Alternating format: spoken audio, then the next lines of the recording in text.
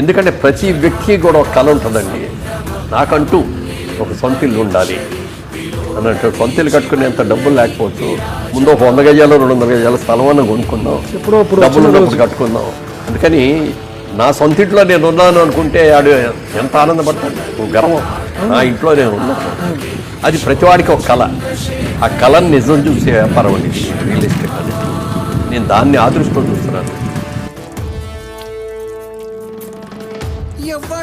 ఎవ్వడంట నిన్ను ఎత్తుకుంది, ఏ తల్లికి పుట్టాడో ఈ నంది కాని నంది, ఎవ్వరు కనంది ఎక్కడా వినంది, శివుని యారాయిందేమో గంగధరికి లింగమే కదిలొస్తాన